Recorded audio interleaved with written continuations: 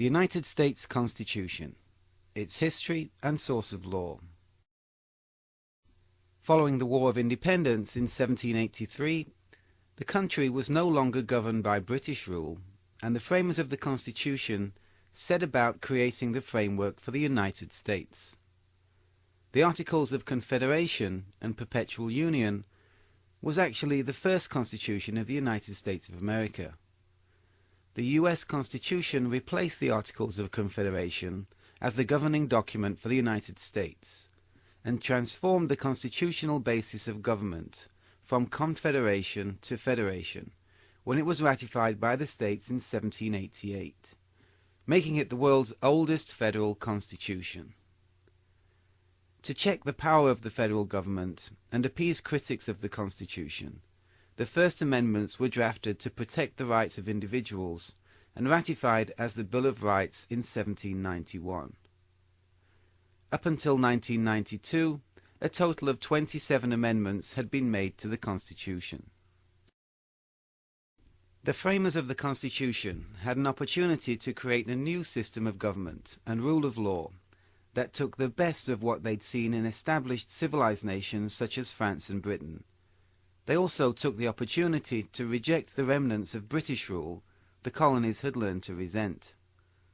The Constitution coincided with a time of social and political upheaval, characterized by the French Revolution, that saw excessive power taken from the hands of monarchs and aristocracy. The people of the West had seemingly grown tired of tyrannical, unelected, unanswerable rulers. The Constitution created a federation of states with a central federal government.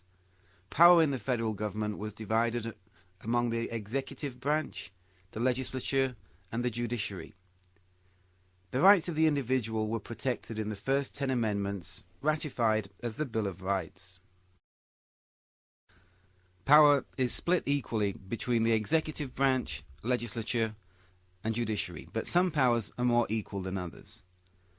In the landmark case of Marbury v. Madison, the Supreme Court declared that the Constitution was the supreme power in the land, and that it was the role of the judiciary, not the executive or legislative branches, to interpret what the Constitution meant and how it was to be applied. This decision appeared to be accepted by the legislative and executive branches, and became accepted law.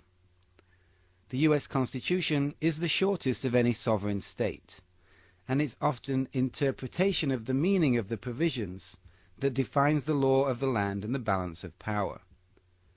The President and both houses of Congress bow to the ultimate power of the Constitution, and as a result of the holding in Marbury v. Madison, this power is effectively exercised by the Supreme Court. Although the U.S. Constitution is now the supreme law of the land, it encapsulates laws and legal doctrine from a number of sources.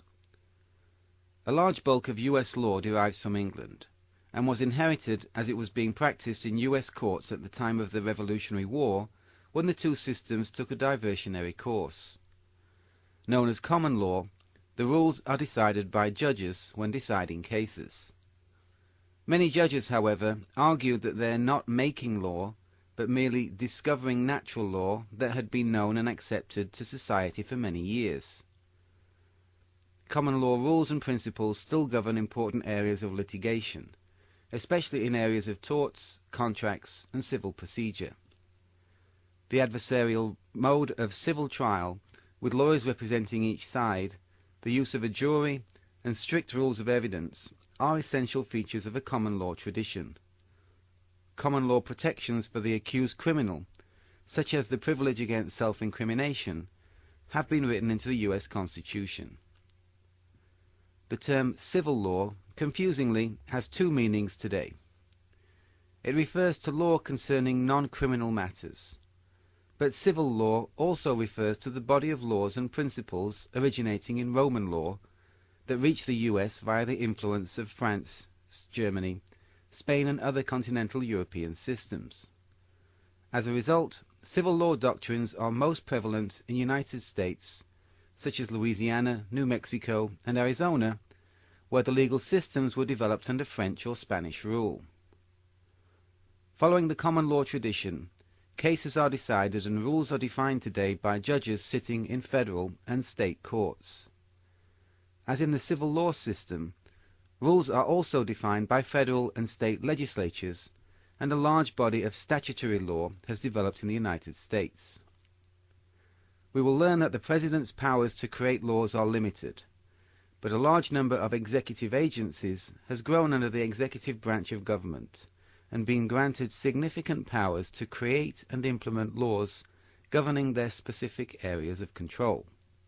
For example, the Food and Drug Administration, the FDA, is a source of law on many matters concerning food and drugs. The Securities Exchange Commission, the SEC, regulates the sale and trading of stocks and shares. Although the large bulk of U.S. law is now homegrown, some laws reach the United States from international bodies and intergovernmental treaties.